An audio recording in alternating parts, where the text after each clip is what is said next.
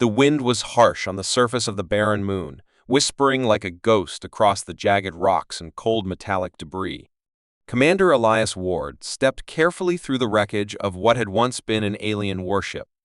Smoke rose in thin trails from twisted metal and broken parts of technology he couldn't recognize blinked weakly, like dying stars. His boots crunched over scorched earth and shattered glass, the silence broken only by distant echoes of collapsing structures. The battle here had been brutal, sudden. Alien ships had collided in a violent storm above the atmosphere, and one had fallen straight into this crater like a dead bird crashing from the sky. Elias had been sent alone to investigate. Officially, it was a simple recon mission. Unofficially, Command suspected something or someone had survived the crash. Elias moved slowly, his hand near his sidearm, but he didn't want to fight. He just wanted answers. As he stepped over a fallen panel, he saw something strange: marks in the ash, like footprints, too delicate to be from a soldier. He crouched, inspecting them. The prints were narrow, light, and uneven, like whoever had made them was limping. His heart began to pound, not from fear, but from the possibility that someone was still alive. He followed the trail carefully, leading him deeper into the shadows of the broken ship. Inside, the walls groaned as metal cooled and bent. The smell of burned wiring was thick. Lights flickered dimly overhead, casting long shadows. Elias paused near a shattered doorway. Something moved. A quick shape, almost like a reflection, but alive. His hand gripped his weapon, but he didn't raise it. Slowly, he called out, "I'm not here to hurt you." No reply. Just the sound of breathing, shallow and frightened. Then he saw her. She stood half hidden behind a broken wall, her silver blue skin glowing faintly in the dark, eyes wide and shimmering with fear. Her body was thin, elegant, not built for war, and her hands trembled as she gripped the wall. She was injured. There was a wound on her shoulder, leaking a faint golden fluid. But even more than pain, her face showed something else: terror. Elias didn't move closer. He knew enough about first contact to understand that sudden actions could lead to disaster. So, instead of speaking again, he slowly lowered his weapon, knelt down where he stood, and held out his hand. His palm was open, facing her, a gesture of peace. For a long moment, she didn't move. Her eyes flicked from his face to his hand, then back. Her breathing was fast, sharp. She looked like she was deciding whether to run or fight. Elias stayed completely still. And then something unexpected happened. The alien woman blinked, her eyes softening, and the fear on her face faded just a little. Slowly, carefully, she stepped forward, limping slightly. The distance between them closed, foot by foot, second by second. When she was just close enough, she reached out not to strike, but to touch his hand. Her fingers, long and graceful, brushed his palm. And then, a small, uncertain smile appeared on her lips. It was the kind of smile that said she didn't know why she was doing this, but for the first time, she wasn't afraid. Elias smiled back, trying to show her that she was safe. He had no idea what species she belonged to, no idea if she spoke his language, or if she could even survive long outside the wreck. But in that one fragile moment, none of that mattered. She had chosen trust. And that changed everything. Elias gently took her hand and guided her out of the shadows. As they stepped into the soft light coming through a broken ceiling, he saw more of her. She wore a strange form-fitting suit that looked more ceremonial than military. It was torn in places, revealing the smooth, pale surface of her skin. Her eyes, large and bright like twin suns, kept watching him, cautious but curious. She said nothing, but her gaze spoke volumes. She was alone, hurt, and completely unsure of her fate. Elias led her to a small area he had cleared earlier for resting. He offered her water, not knowing if her body could accept it.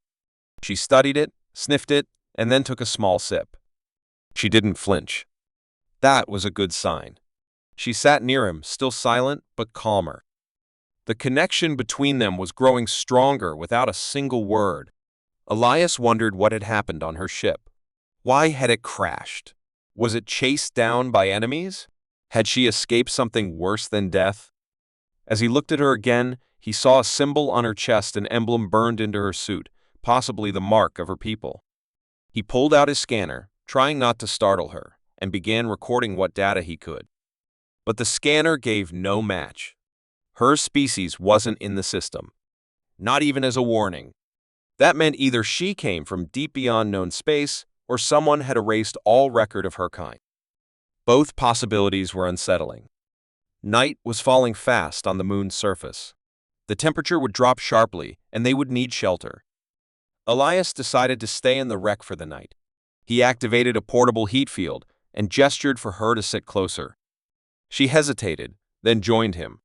The firelight danced across her face, making her look even more otherworldly.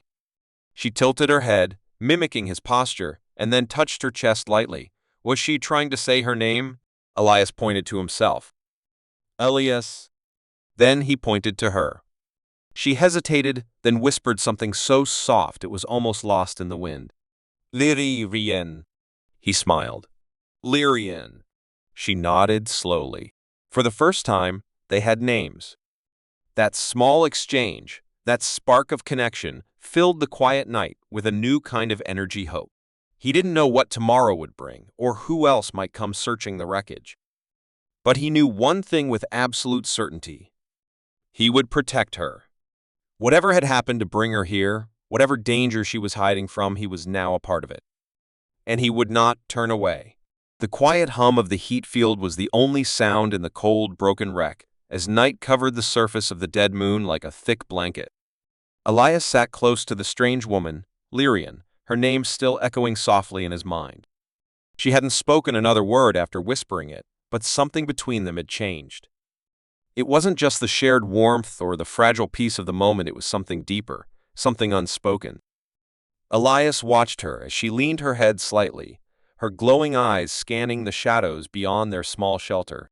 Her body remained tense, like she was always listening, always watching, expecting danger to appear from the dark at any second.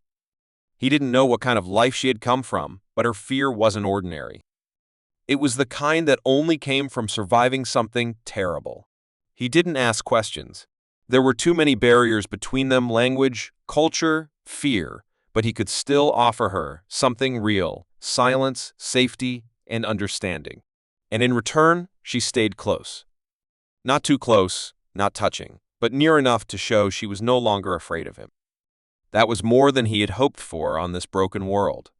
The firelight flickered against the remains of the alien ship, throwing soft orange patterns on the cold metal walls. Elias slowly unwrapped a ration pack and offered it to her. She sniffed it cautiously, then shook her head gently. Instead, she reached into a pouch on her damaged suit and pulled out a small glowing object, something organic, possibly a fruit or energy source unknown to humans. She took a bite slowly and nodded to him as if to say, "I'm fine." Elias nodded back. No words needed. But he noticed something: her hands were still shaking slightly. Not from the cold, but from exhaustion and pain. The wound on her shoulder, though not bleeding heavily, was beginning to show signs of infection. He opened his med kit carefully, pulled out a cleanser and a small tube of healing gel, and showed them to her without moving closer. Her eyes widened as if unsure whether to trust this strange human medicine, but after a long hesitation, she gave him the faintest nod. That was all he needed. He moved slowly, gently brushing away the fabric of her torn suit to expose the wound. It was deeper than he thought, and the skin around it pulsed with a strange golden hue. As he applied the cleanser, she flinched, not from the pain but from something else: memories, maybe, or fear of touch. But she didn't pull away. She let him continue. Elias worked in silence, careful and respectful. When he finished, he wrapped her shoulder with clean gauze and stepped back. She stared at him for a long moment, then did something unexpected. She placed her hand on his, just for a second. It was a quiet thank you, a gesture more powerful than words. In that moment, Elias felt something shift inside him. She wasn't just an alien or a survivor, she was a person, alone in the universe, just like him. As the night wore on, Elias couldn't sleep. Not because of danger, but because of thoughts racing through his mind. Who was she really? Why had her ship crashed? Was someone looking for her, or worse, hunting her? And what did it mean that she was here, on this moon, in the middle of watched? Elias joined her, and together they looked up at the same stars from two very different worlds. The silence between them was not empty. It was full of meaning, questions, and something slowly growing between them, a silent bond. Not built with language, but with actions, patience, and shared presence. As dawn approached, Elias picked up a signal on his communicator. It was faint, encrypted, and not from the Alliance. His eyes narrowed. Someone else was out there. Possibly searching. Possibly scanning for survivors or something worse. He looked at Lyrian, who had suddenly tensed. She had heard it too, even without his equipment. Her senses were sharper, more attuned to danger. Her eyes met his, and for the first time, he saw fear mixed with urgency. She was trying to tell him something without words. She pointed upward, then crossed her arms in an X shape, shaking her head. A warning. Whatever was coming, it wasn't friendly. Elias quickly turned off the heat field and covered their small camp. They couldn't stay in the open. He led her deeper into the wreckage, into a collapsed section of the ship that formed a natural shelter. It was darker, colder, but safer. They waited there in silence, listening. After a few minutes, a low hum passed over the crater, almost like a scanning drone. Elias didn't recognize the sound, but Lyrian did. Her breathing quickened, and she clutched his arm tightly. Her hand was cold but strong. Elias placed his hand over hers, steadying her. Whatever was out there was looking for her. And now, by helping her, he was a part of it. He didn't regret it. Not for a second. But it changed everything.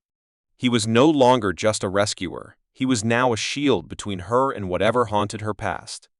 The sound slowly faded, and they stayed hidden for a while longer. When it was safe, Lyrian finally relaxed, though her eyes never stopped watching the shadows. Elias knew then that the wreck wasn't a place they could stay for long. Others were coming. Maybe more than one group. And time was running out. Later, as they sat beneath the morning sky, Elias handed her a small piece of equipment from his pack, a translation device. He didn't know if it would work, but he had to try. She looked at it, then at him, and finally took it. She placed it near her ear, waited, and then tried a word. Safe? Her voice was soft, unsure, but the word was clear. Elias nodded slowly. Yes. Safe. With me. She smiled again, and this time it reached her eyes. Elias didn't know much about her people or the technology hidden in her ruined ship, but when Lyrian finally spoke through the half-working translator, he understood enough to know they were in danger far greater than he had imagined. Her enemies weren't just looking to capture her, they wanted to erase her completely, to make sure nothing of her remained, not even her name. She had stolen something from them, something they called the Heart of Silence, and though Elias didn't know what that meant, he could see the fear in her eyes when she mentioned it. They were no longer safe on the moon, not with enemy drones scanning the surface and ships possibly closing in. Elias made a quick decision. His own small transport ship, half buried under lunar rock near the edge of the crater, still had enough power for one more launch. It wasn't meant for long travel, and it certainly wasn't built for escaping hunters across the stars, but it was their only chance. The moment he told Lyrian, she didn't hesitate. She helped him gather what little supplies they had, and together they moved quietly through the wreckage, avoiding the open areas, staying low, and always watching the sky. The ship was smaller than he remembered, scratched and weathered from his last rough landing, but the engine was still intact. While Lyrian watched the horizon, Elias worked fast to remove the rock cover and power the systems. As the engine roared to life, Lyrian suddenly shouted something in her language and pointed upward. Elias followed her gaze and saw a dark shape emerging from the clouds, sleek, sharp, and silent. A black vessel, far more advanced than anything he had seen in his time with the Alliance. It moved like a predator, scanning the ground as it circled lower. Elias knew they had seconds, not minutes. He yelled at Lyrian to get inside. She did, quickly and without argument. As soon as the doors sealed shut, he pulled the launch switch. The ship trembled, rose into the sky with a violent shake, and within moments, they broke through the moon's thin atmosphere into open space. But they weren't alone. Behind them, the dark ship turned and followed, accelerating at a terrifying speed. The stars blurred past as Elias pushed his ship beyond safe limits. Every alert in the system flashed red. Lyrian sat beside him, her eyes locked on the display showing their pursuer. She reached forward and tapped a command into his console, revealing a new route, a jump gate hidden near a collapsing asteroid field. It was a dangerous path, filled with moving debris and radiation storms, but it was their only option. The enemy ship was faster, stronger, and designed for killing. Elias didn't ask how she knew about the gate or who had helped her before. He just followed her lead, trusting her completely now. As they neared the asteroid belt, sharp rocks the size of buildings spun wildly in every direction. The jump gate flickered in the distance, a small window of safety surrounded by chaos. Behind them, the enemy fired. The blast hit their rear shield, shaking the ship violently and causing sparks to fly from the control panel. Elias gritted his teeth and pulled the controls hard, spinning the ship between two massive rocks just in time to avoid a second shot. Lyrian was thrown forward but caught herself, grabbing onto the seat as more alarms screamed in the cabin. With every second, the enemy drew closer, and Elias knew they wouldn't survive another hit. Lyrian looked at him, then at the escape pod. She shook her head and pointed at the gate. She wasn't giving up. Neither was he. As they flew deeper into the field, Elias used the ship's last energy reserves to power the external boosters. The ship darted through tight spaces, gliding between spinning asteroids and flaming debris. It wasn't flying, it was surviving. Just as another blast lit up the space behind them, Elias saw the gate grow larger. They were close. Too close for comfort, but not far enough to be safe. The enemy ship launched a final missile, one that tracked their heat signature and moved faster than anything else so far. Lyrian's eyes widened in horror, and she touched the console again. A strange pulse spread from the core of the ship, something Elias didn't recognize. The missile struck, but instead of destroying them, it exploded behind them, as if pushed away by an invisible force. Elias looked at her, stunned. She gave no explanation, just a single word through the translator: gift. The ship shuddered as it passed through the gate. The stars warped and twisted, the blackness stretched, and then there was silence. They had made it. On the other side, they were alone, at least for now. The damage was serious. The systems were barely working, oxygen levels were dropping, and the jump had taken a toll on the core. But they were alive. Elias leaned back, breathing heavily, sweat pouring down his face. Lyrian leaned against the wall, eyes closed, chest rising and falling in shallow breaths. The chase wasn't over. He knew that. Whatever was hunting her, whatever she had taken, it was important enough for them to cross entire star systems to get it back. And now, he was part of it. There was no going back. But somehow, he didn't feel afraid. Not with her by his side. The silence between them had become something powerful, a bond forged not by words, but by trust, action, and survival. Far in the distance, the navigation system showed a planet. It was uncharted, unnamed, and possibly uninhabited. A perfect place to hide and plant. Elias looked at Lyrian, and though she was exhausted, she opened her eyes and nodded slowly. They weren't running anymore. They were choosing the next move. The stars stretched ahead, filled with danger and unknowns, but Elias had already decided whatever happened next, he wouldn't let her face it alone. Not after everything they had been through. The stars were no longer silent. They were watching. The hidden planet was quiet, surrounded by thick rings of ice and shadows that made it nearly invisible to scanners. As Elias guided the ship into orbit, he couldn't help but notice how Lyrian stared at the swirling clouds below with an unreadable expression. The damage to their vessel was worse than he had hoped. Life support was failing, and the navigation systems were half crippled from the enemy's last attack, but there was no sign of pursuit.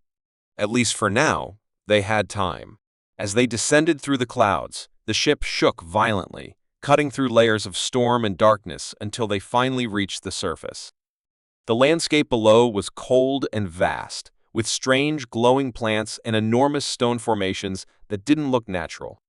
Elias brought the ship down near a wide valley that seemed to offer shelter, and as the engines powered down, silence returned. Lyrian stepped outside first, her boots sinking softly into the icy soil. Her skin shimmered faintly in the light of the planet's twin moons, and for the first time, Elias saw her not as a stranger, but as someone carrying a secret far older than anything he understood. They built a small camp near the ship, using whatever supplies had survived the escape. Lyrian was quiet, as always, but she no longer avoided his gaze. Instead, she watched him with a kind of sadness that made Elias uneasy. That night, while strange lights danced across the sky and wind howled in the distance, she finally sat beside him and began to speak, not in fragments, but in full. The translator stuttered at first, struggling to keep up with the complexity of her language, but the meaning was clear. Her people were not warriors, not anymore. They had once ruled great systems, built cities that floated in space and seeded life across dead planets. But then came the silence, a power that took voices, memories, even names. It corrupted their leaders, poisoned their machines, and shattered their unity. The heart of silence that she had stolen was not a weapon, but a memory, a living record of her kind's final days before the fall. It held their knowledge, their songs, their identity, and someone wanted it lost forever. Elias listened without interrupting, realizing slowly that Lyrian was not just a refugee, she was the last living key to an entire lost civilization. Her enemies were descendants of those who had embraced the silence, turning their backs on the past. They believed erasing history was the only way to survive. But Lyrian had chosen a different path. She had risked everything to preserve what little remained of her kind's soul. The longer she spoke, the more Elias began to understand the weight she carried. The heart was hidden in a crystal embedded deep in her body, bonded to her life force. If she died, it would die with her. That was why they chased her so desperately. It wasn't about power. It was about ending the last voice that remembered the truth. In the days that followed, Lyrian showed Elias pieces of the memory crystal. When she placed her hand over it, the air shimmered and sounds emerged, echoes of forgotten songs, images of cities made of light, and voices speaking in tones that made Elias feel small and humbled. He could barely understand what he saw, but the sadness and beauty of it touched something deep inside him. They spent hours watching those fragments together, and though they still spoke little, a silent understanding grew stronger between them. But danger was never far. One evening, a distant hum reached their camp. Elias jumped to his feet, scanning the sky. At first, there was nothing, but Lyrian froze, her eyes locked on the horizon. She whispered something, and Elias turned to look. A small probe was gliding silently above the valley, its red eye blinking slowly, scanning the ground like a hunter sniffing for prey. They couldn't run. Not again. The ship couldn't take flight, and the planet's storms made long-range communication impossible. Lyrian acted quickly. She ran to the ship and returned with a strange device, a cube made of light and metal, humming softly. She placed it on the ground, and a field spread around their camp like a dome, bending light and masking heat signatures. The drone passed overhead and moved on, its sensors fooled for now. But they both knew it was only a matter of time. The enemy would come, and next time they wouldn't send a drone. They would come in force. That night, as the sky turned dark again, Lyrian sat beside Elias and placed her hand on his. It was the first time she had touched him like that. Through the translator, she said, "If I fall, the memory must live. You must carry it." Elias stared at her, stunned. He had never expected to be trusted with something so important. He was just a repair pilot, a man who once ran cargo between dead moons and broken stations. But something inside him had changed. He looked at her and nodded, not because he was ready, but because he knew he had to be. Lyrian smiled faintly, then leaned closer and whispered something the translator couldn't understand. Maybe it was her real name. Maybe it was a word from a language that had no meaning in any human tongue. But Elias remembered it. He would remember everything. The next morning, they began preparing defenses. If they were going to be hunted, they would not hide. They would make a stand. Elias worked with what tools they had, while Lyrian mapped the land around the valley. She was not afraid anymore. She was determined. Eye in the distance, the sky changed color. Something was coming, something big. But now, Elias was no longer just a man caught in someone else's war. He had become part of a legacy, one that stretched across the stars. And he would protect it, no matter the cost. The secrets of her kind were no longer hers alone. They were his to guard, his to carry, and maybe if they survived, his to share with the galaxy. The air was heavy with silence as the first signs of the enemy fleet appeared in the sky, dark shapes cutting through the thick clouds above the hidden planet. Elias stood beside Lyrian at the edge of the valley, watching the slow descent of the invaders who had hunted her across the stars. Their ships were large and shaped like arrows, black and smooth, humming with cold energy. The moment they entered the atmosphere, the ground beneath their feet trembled slightly, like the world itself was bracing for what was to come. But Elias did not feel fear anymore. He was no longer just a pilot lost in a strange war. He had seen the memories locked inside the heart of silence. He had walked through the echoes of her world, felt the pain of its loss, and seen the beauty that had once existed. Now, standing here with her, ready to fight, he knew exactly why he had to protect it. The camp was ready.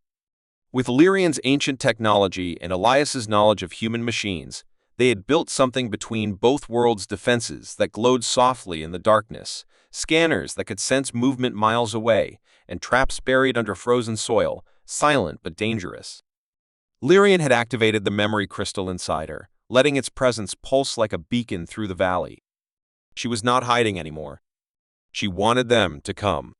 She wanted them to hear what had been lost, even if they didn't understand it. And Elias, who once struggled to even speak to her, now stood by her like a shield. The enemy forces landed near the far ridge, hundreds of meters away. Drones spread through the air, scanning the land, searching for life. Troops in smooth armor began marching through the narrow passes, their weapons humming low. They moved like machines, fast and without fear. But as they entered the valley, something strange happened. Lyrian stepped forward and raised both hands, and the memory crystal within her chest lit up so bright that even the stars above seemed dim. A wave of sound moved through the air, not a weapon, not an explosion, but a voice, ancient and filled with sorrow. The soldiers froze. The drones paused. The memory was speaking, not in words, but in pure feeling pain, hope, longing, and the deep silence of a forgotten past. For a moment, everything stopped. Even the wind. Elias stood frozen beside her, feeling it inside his chest, as if the story of her people had entered his blood. But not all the enemy soldiers were moved. One of the larger ships began powering its main cannon. They were not here to listen. They were here to erase. And so, the fight began. Lasers tore through the sky, explosions lit up the valley, and shadows danced between the falling ash and ice. But Elias and Lyrian had planned well. Their traps triggered perfectly collapsing rock paths, bursts of electromagnetic pulses that shut down drones mid-flight, and smoke that confused scanners. Elias fired from a hidden position, using an old rifle and his sharp instincts. He didn't aim to kill, only to delay, to confuse. Lyrian moved like a ghost, her body glowing faintly as she used her kind's remaining powers to mislead and protect. For every enemy that entered the valley, 2 were driven back. But the enemy was endless. Wave after wave, ship after ship. Soon, Elias knew they would be surrounded. That's when something unexpected happened. A sudden flash lit up the sky from above, not from the enemy, but from space. New ships appeared, sleek and silver, marked with strange human and alien symbols. They were broadcasting a signal in multiple languages, calling for peace and protection. Elias recognized one of the ship names. It was from the outer human colonies. Somehow, Lyrian's signal had been picked up, and someone had listened. Someone had understood. Reinforcements dropped into the valley, a mix of human marines and alien fighters who had once served under old alliances. Together, they joined the battle, pushing back the enemy forces with stronger weapons and faster ships. The tide began to turn. The invaders, sensing defeat, pulled back toward their ships. One of them tried to grab Lyrian in a final attempt to destroy the crystal, but Elias was faster. He threw himself in between them, taking a blow that knocked the breath out of his lungs, but he didn't stop. He fought with everything he had left, and with the help of the new arrivals, the enemy was finally forced to retreat. The last of their ships vanished into the sky, leaving only silence behind. When it was over, the valley was covered in ash and broken metal, but the camp still stood. Lyrian moved quickly to help Elias, who was wounded but alive. As she held his hand, something in the memory crystal pulsed again, but this time, it was different. A light rose from it, soft and warm, wrapping both of them in a glow that reached the new allies around them. The voice of her people spoke again, and this time, it was not only sorrow. It was hope. The alliance that had come to their aid was more than just an army. It was a promise. Word spread quickly.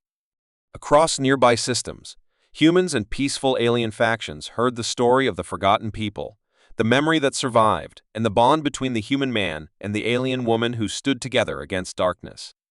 Slowly, old lines began to shift. New pacts were formed. A new alliance was born, one built not on conquest, but on understanding. Elias and Lyrian stayed on the hidden planet for some time. They helped rebuild what they could, sharing the memory crystal's knowledge with those who wanted to learn. For the first time in years, Lyrian smiled not because she was hiding pain, but because she had hope. Elias found himself growing stronger too, no longer just a wanderer, but someone with a purpose. When the time came to leave the planet, they did so together, on a new ship gifted by the Alliance. Their journey was far from over. The galaxy was still dangerous, and many secrets were yet to be uncovered. But now, they were not alone. The memory of her kind would live on, and side by side they would carry it forward, human and alien, past and future, united by a single choice to protect what mattered and to never let silence win again.